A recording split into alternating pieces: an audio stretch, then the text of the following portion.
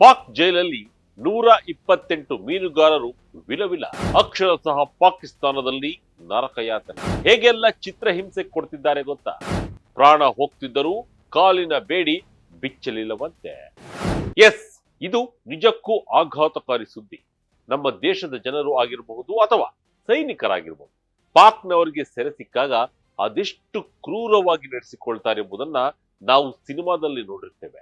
ಆ ಚಿತ್ರಹಿಂಸೆಯ ದೃಶ್ಯಗಳು ನೋಡ್ತಿದ್ರೆ ಎಂಥವರಿಗೂ ಒಂದು ಕ್ಷಣ ಎದೆ ಜಲ್ ಅನ್ಸುತ್ತೆ. ಶತ್ರುವಿಗೂ ಇಂಥ ಪರಿಸ್ಥಿತಿ ಬರಬಾರದು ಎಂದು ನಾವು ಬೇಡಿಕೊಳ್ತೇವೆ. ಆದ್ರೆ ಇದು ರಿಯಲ್ ಕತೆ ಆದ್ರೆ ಹೇಗಾಗ್ಬಿಡ ಹೇಳಿ. ಹೌದು, ಪಾಕಿಸ್ತಾನದಲ್ಲಿ ನಮ್ಮ ದೇಶದ ಒಟ್ಟು 128 ಮೀನುಗಾರರು ಸಿಲುಕಿ ನರಕ ಯಾತನೆ ಅನುಭವಿಸುತ್ತಿದ್ದಾರೆ. ಸಿನಿಮಾದಲ್ಲಿ ಯಾವ ರೀತಿ ಚಿತ್ರಹಿಂಸೆಯನ್ನ ನೋಡ್ತೀವಿ ಅಲ್ವಾ, ಅದೇ ರೀತಿ ಇವರು ಅನುಭವಿಸುತ್ತಿದ್ದಾರೆ. 128 ಮೀನುಗಾರರ ಪೈಕಿ ಈಗಾಗಲೇ 2 ವರ್ಷದಲ್ಲಿ 3 ದಾರುಣವಾಗಿ ಸಾವನ್ನಪ್ಪಿದ್ದಾರೆ. ಅದರಲ್ಲಿ ಇತ್ತೀಚೆಗೆ ಮೃತಪಟ್ಟ ಬಗಬಾಯ್ ಬಮಾನಿಯಾ ಎಂಬ ಮೀನುಗಾರನ ವಿಡಿಯೋ ಇದೀಗ ಸಾಮಾಜಿಕ ಜಾಲತಾಣಗಳಲ್ಲಿ ಭಾರಿ ವೈರಲ್ ಆಗಿದ್ದು ಇಡೀ ದೇಶವೇ ಬೆಚ್ಚಿ ಬೀಳಿಸುವಂತೆ ಮಾಡಿದೆ. ಆತನಿಗೆ ನೀಡಿದ ಚಿತ್ರಹಿಂಸೆ ನೋಡ್ತಿದ್ರೆ ಪಾಕಿಸ್ತಾನದ ವಿರುದ್ಧ ರಕ್ತ ಕುದಿಯುತ್ತೆ. ಹಾಗಾದ್ರೆ ಬನ್ನಿ, ಪಾಕಿಸ್ತಾನದಲ್ಲಿ ಅವರು ಹೇಗೆ ಸೆರೆ ಸಿಕ್ಕರು, ಅವರ ಕುಟುಂಬಗಳು ಹೇಳೋದೇನು, ಕೇಂದ್ರ ಸರ್ಕಾರ ಯಾವ್ಯಾವ ಕ್ರಮ ಕೈಗೊಂಡಿದೆ, ಡೀಟೇಲ್ ಆಗಿ ನೋಡೋಣ.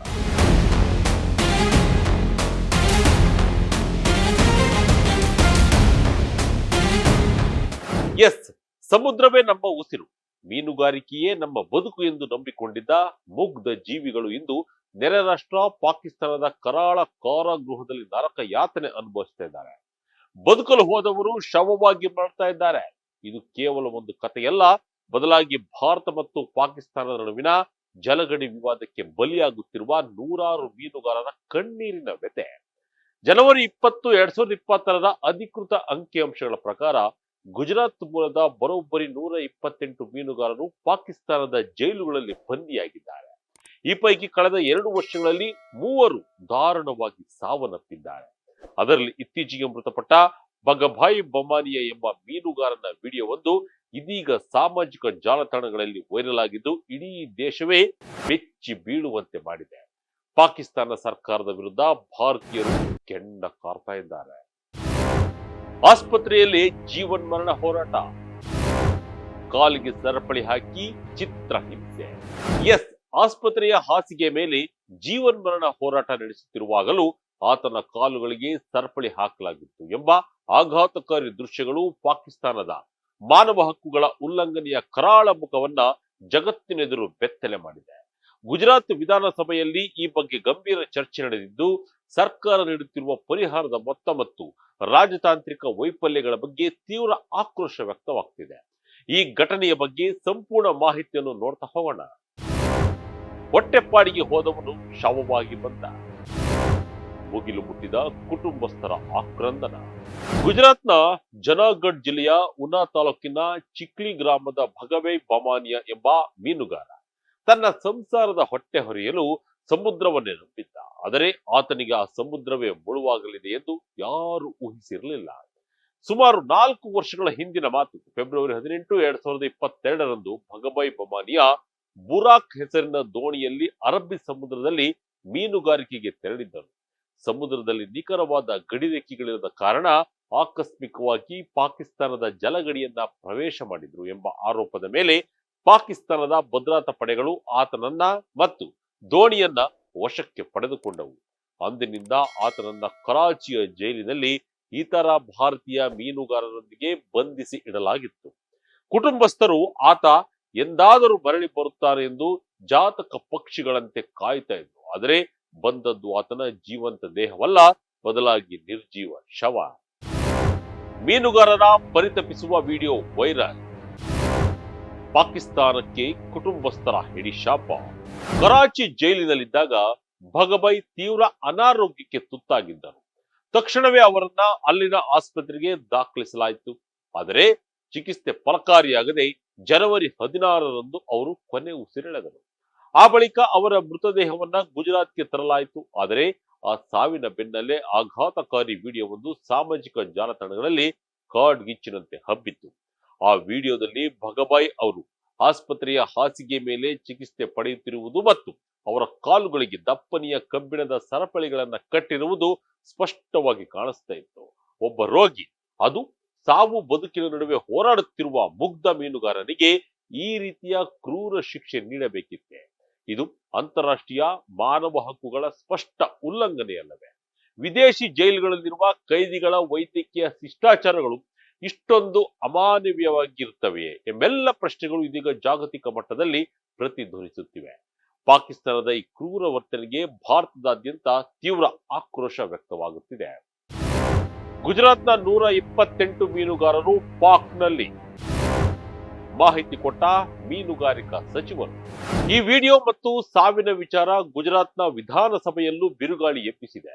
ಆಮ್ ಆದ್ಮಿ ಪಾರ್ಟಿ ಶಾಸಕರೊಬ್ಬರು ಕೇಳಿದ ಕಾರವಾದ ಪ್ರಶ್ನೆಗೆ ರಾಜ್ಯದ ಮೀನುಗಾರಿಕಾ ಸಚಿವರು ಶುಕ್ರವಾರ ಸದನದಲ್ಲಿ ಅಧಿಕೃತ ಉತ್ತರ ನೀಡಿದ್ದಾರೆ. ಸರ್ಕಾರದ ಮಾಹಿತಿಯ ಪ್ರಕಾರ ಜನವರಿ 20, 2026ರ ವೇಳೆಗೆ ಗುಜರಾತ್ನ 128 ಮೀನುಗಾರರು ಪಾಕಿಸ್ತಾನದ ಜೈಲುಗಳಲ್ಲಿ ಕೊಳೆಯುತ್ತಿದ್ದಾರೆ. ಕಳೆದ ಕೇವಲ 2 ವರ್ಷಗಳಲ್ಲಿ 3 ಮೀನುಗಾರರು ಪಾಕ್ ಜೈಲಿನಲ್ಲಿ ಪ್ರಾಣ ಬಿಟ್ಟಿದ್ದಾರೆ. ಈ 3 ಸಾವುಗಳ ಪೈಕಿ 2 ಸಾವುಗಳು ಜನವರಿ 20, 2024 ಮತ್ತು ಜನವರಿ 20, 2025ರ ನಡುವೆ ಸಂಭವಿಸಿದರೆ ಮತ್ತೊಂದು ಸಾವು ಭಗಬೈ ಅವರದ್ದು ಜನವರಿ 20, 2026ರ ಸುಮಾರಿಗೆ ವರದಿಯಾಗಿದೆ. ರಾಜ್ಯ ಮತ್ತು ಕೇಂದ್ರ ಸರ್ಕಾರಗಳು ಈ ಮೀನುಗಾರರನ್ನ ಬಿಡುಗಡೆ ಮಾಡಲು ಮತ್ತು ತಾಯ್ನಾಡಿಗೆ ಕರೆತರಲು ಪಾಕಿಸ್ತಾನದೊಂದಿಗೆ ನಿರಂತರವಾಗಿ ರಾಜತಾಂತ್ರಿಕ ಮಾತುಕತೆ ಮತ್ತು ಪತ್ರ ವ್ಯವಹಾರ ನಡೆಸುತ್ತಿವೆ ಎಂದು ಸರ್ಕಾರ ಸದನಕ್ಕೆ ತಿಳಿಸಿದೆ. ಆದರೆ ಮೀನುಗಾರರನ್ನ ಬಿಡಿಸಲು ಯಾಕೆ ಸಾಧ್ಯವಾಗಿಲ್ಲ ಅನ್ನೋದು ಅವರ ಕುಟುಂಬಸ್ಥರ ಪ್ರಶ್ನೆಯಾಗಿದೆ. ತಿಂಗಳಿಗೆ 300 ರೂಪಾಯಿ ಪರಿಹಾರ, ಕೇಂದ್ರ ಸರ್ಕಾರದ ವಿರುದ್ಧ ಕಿಡಿ. ಒಂದೆಡೆ ರಾಜತಾಂತ್ರಿಕ ಪ್ರಯತ್ನಗಳು ವಿಫಲವಾಗುತ್ತಿದ್ದರೆ ಮತ್ತೊಂದೆಡೆ ಜೈಲು ಪಾಲಾದ ಮೀನುಗಾರರ ಕುಟುಂಬಗಳಿಗೆ ಸರ್ಕಾರ ನೀಡುತ್ತಿರುವ ಪರಿಹಾರ ತೀವ್ರ ಟೀಕೆಗೆ ಗುರಿಯಾಗಿದೆ. ಮನೆಯ ಆಧಾರ ಸ್ತಂಭವೇ ಪರದೇಶದ ಜೈಲಿನಲ್ಲಿದ್ದಾಗ ಆ ಕುಟುಂಬ ಬೀದಿಗೆ ಬೀಳುತ್ತದೆ. ಇಂತಹ ಸಂದರ್ಭದಲ್ಲಿ ಗುಜರಾತ್ ಸರ್ಕಾರ ನೀಡುವ ಪರಿಹಾರ ಎಷ್ಟು ಗೊತ್ತೇ? ಜೈಲಿನಲ್ಲಿರುವ ಮೀನುಗಾರನ ಕುಟುಂಬಕ್ಕೆ ತಿಂಗಳಿಗೆ ಕೇವಲ 300 ರೂಪಾಯಿ. ಹೌದು, ನೀವು ಕೇಳಿದ ನಿಜ. ದಿನಸಿ, ಶಿಕ್ಷಣ, ವೈದ್ಯಕೀಯ ವೆಚ್ಚಗಳು ಗಗನಕ್ಕೇರಿರುವ ಇಂದಿನ ಕಾಲದಲ್ಲಿ ತಿಂಗಳಿಗೆ 300 ರೂಪಾಯಿ ಅಂದರೆ ವರ್ಷಕ್ಕೆ 9,000 ರೂಪಾಯಿಗಳನ್ನ ಮಾತ್ರ ಸರ್ಕಾರ ಆರ್ಥಿಕ ನೆರವಿನ ರೂಪದಲ್ಲಿ ನೀಡುತ್ತಿದೆ. ಇದು ಮೀನುಗಾರ ಸಮುದಾಯಕ್ಕೆ ಮಾಡುತ್ತಿರುವ ಘೋರ ಅಪಮಾನ ಎಂದು ಸಾಮಾಜಿಕ ಕಾರ್ಯಕರ್ತರು ಕಿಡಿಕಾರಿದ್ದಾರೆ. ಇದಕ್ಕಿಂತಲೂ ಆಘಾತಕಾರಿ ವಿಚಾರವೆಂದರೆ ಈ ಅಲ್ಪ ಮೊತ್ತವನ್ನ ಪಡೆಯಲು ಕೂಡ ಕಠಿಣ ಷರತ್ತುಗಳನ್ನು ವಿಧಿಸಲಾಗಿದೆ. ಸಮುದ್ರದ ಗಡಿ ಉಲ್ಲಂಘನೆಯ ಆರೋಪದಡಿ ಒಬ್ಬ ಮೀನುಗಾರ ಒಂದಕ್ಕಿಂತ ಹೆಚ್ಚು ಬಾರಿ ಸಿಕ್ಕಿಬಿದ್ದರೆ ಆತನ ಕುಟುಂಬಕ್ಕೆ ಈ ಆರ್ಥಿಕ ನೆರವು ಸಂಪೂರ್ಣವಾಗಿ ರದ್ದಾಗುತ್ತದೆ. ಸಮುದ್ರದಲ್ಲಿ GPS ದೋಷದಿಂದಲೋ ಅಥವಾ ಅಲೆಗಳ ಹೊಡೆತಕ್ಕೂ ಸಿಲುಕಿ ಆಕಸ್ಮಿಕವಾಗಿ ಗಡಿದಾಟುವ ಮೀನುಗಾರರು ಪಾಕಿಸ್ತಾನದ ಜೈಲಿನಿಂದ ಒಮ್ಮೆ ಬಿಡುಗಡೆಯಾಗಿ ಬಂದು ಜೀವನೋಪಾಯಕ್ಕಾಗಿ ಮತ್ತು ಸಮುದ್ರಕ್ಕೆ ಇಳಿದು 2ನೇ ಬಾರಿ ಸಿಕ್ಕಿಬಿದ್ದರೆ ಅವರ ಕುಟುಂಬಗಳಿಗೆ ಸರ್ಕಾರ ಪರಿಹಾರ ಸಿಗಲ್ಲ.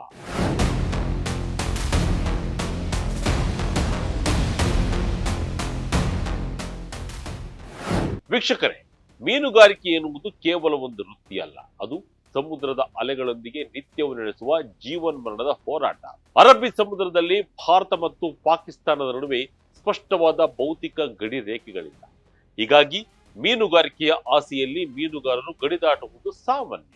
ಆದರೆ ಇದನ್ನೇ ನೆಪವಾಗಿಟ್ಟುಕೊಂಡು ಪಾಕಿಸ್ತಾನ ಅವರನ್ನ ಬಂಧಿಸುವುದು, ಜೈಲಿನಲ್ಲಿ ಅಮಾನವೀಯವಾಗಿ ನಡೆದುಕೊಳ್ಳುವುದು, ರೋಗಗ್ರಸ್ತನಾದಾಗ ಕಾಲುಗಳಿಗೆ ಸರಪಳಿ ಹಾಕುವುದು ಯಾವುದೇ ನಾಗರಿಕ ಸಮಾಜ ಒಪ್ಪುವಂತದಲ್ಲ.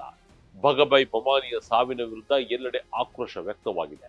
ಸಚಿವರು ಈಗಾಗಲೇ ಈ ಬಗ್ಗೆ ಸ್ಪಷ್ಟನೆ ನೀಡಿದ್ದಾರೆ. ಕೇಂದ್ರ ಸರ್ಕಾರ ಈ ನಿಟ್ಟಿನಲ್ಲಿ ಕಾರ್ಯಪ್ರವೃತ್ತವಾಗಿದೆ ಎಂದು ತಿಳಿಸಿದ್ದಾರೆ. ಆದಷ್ಟು ಬೇಗ ಯಾವುದೇ ತೊಂದರೆ ಇಲ್ಲದೆ 125 ಮೀನುಗಾರರು ಭಾರತಕ್ಕೆ ಮರಳುವಂತಾಗಲಿ ಅನ್ನೋದೇ ನಮ್ಮೆಲ್ಲರ ಆಶಯ. ಇದಾಗಿತ್ತು ಈ ಕ್ಷಣದ ಇಂಟ್ರೆಸ್ಟಿಂಗ್ ಸ್ಟೋರಿ. ಇದೇ ರೀತಿಯ ಸ್ಟೋರಿಗಾಗಿ Vijaya Karnataka website, YouTube page, Facebook page follow ಮಾಡ್ತಾ ಇರಿ. ಧನ್ಯವಾದ.